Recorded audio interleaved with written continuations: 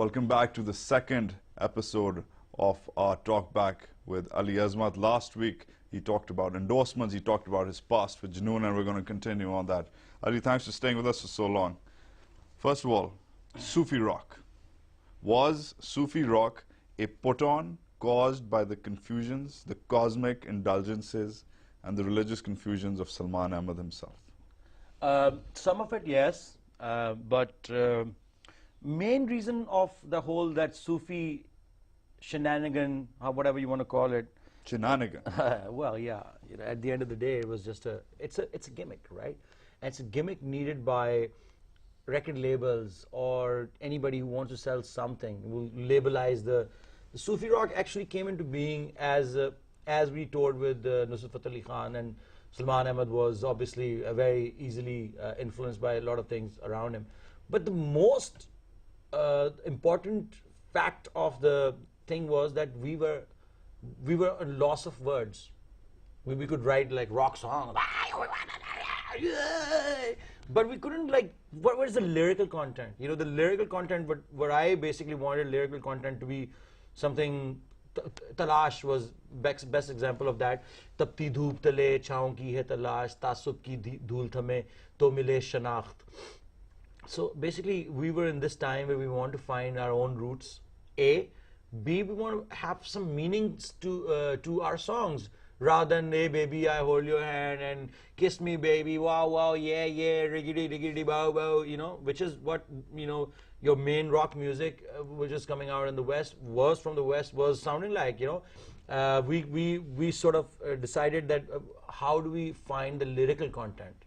सबसे पहले वो ये ऐसा हुआ कि we did a song called Sain, which was in the third album, which was a rock and roll album, but we tried to do a single track with tablas, और वो एक open tuning का एक chord, open tuning का एक हमने गाना बनाया साईं, जो कि D minor के scale में था, which is kind of, you know, taken from the, you know, whole Iktara tradition of it all, and the melody was very much like घूम चिरकड़ा साइयां दा तेरी कत्तन वाली जी, लेकिन हमने उसको थोड़ा सा उसी स्केल के अंदर उसका साईं तू ही मेरा सच्चा साईं तू है. So that was the beginning of it all, and we recorded that song at Royal Hayat, and then it became like, all of a sudden the song was like, whoa, they did a religious overture, उन्होंने कुछ sign type का गाना गा दिया है, इसमें religious हो गए हैं और ये वो, तो लोगों ने इतनी खप डाल दी उसके ऊपर कि हम खुद भी डर गए, ठीक है. But the flip side of it all is that the song did extremely well, and it became a sort of a, you know, a crowd pleaser. Sain was the biggest song at that point in time, 93, 94. That was the biggest song that people would like just go gaga over it, and we enjoyed playing it. And then so hence the Sufi rock stigma got attached, because by the time we did the fourth album, we did the whole sort of tabla rather than just the drums, because A, we couldn't record really, we didn't really have a good drummer at that point in time in Pakistan, and we couldn't possibly record good drum sound.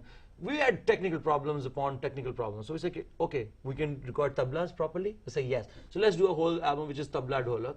And it just went on. And then when we released that same album in India, so they gave it a name, Sufi Rock.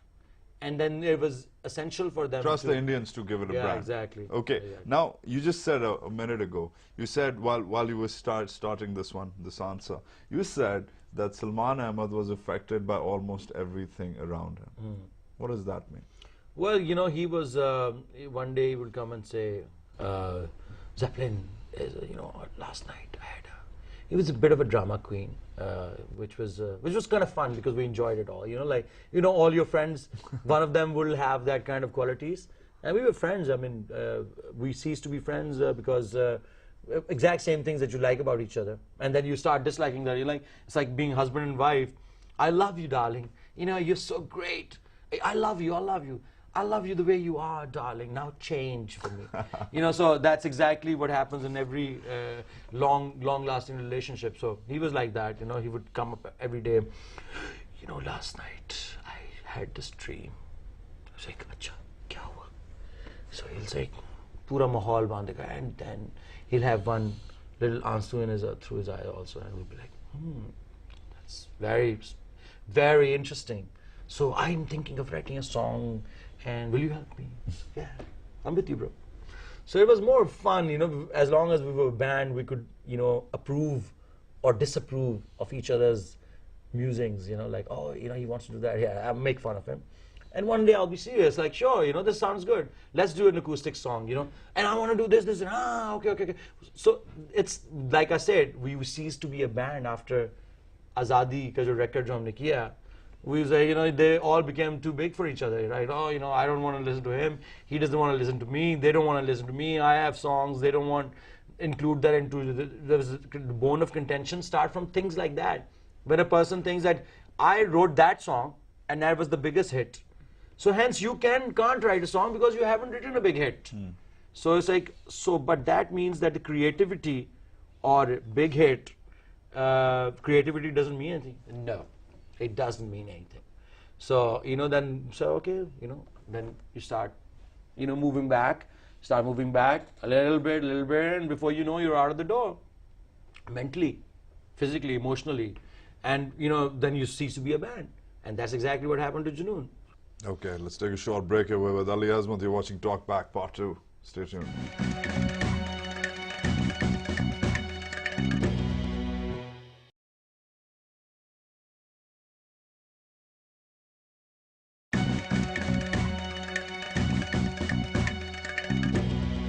Welcome back to Talk Back. We are with Ali Azmat, and we are, of course, talking about Junoon. Ali, do you think bands should be inherently political?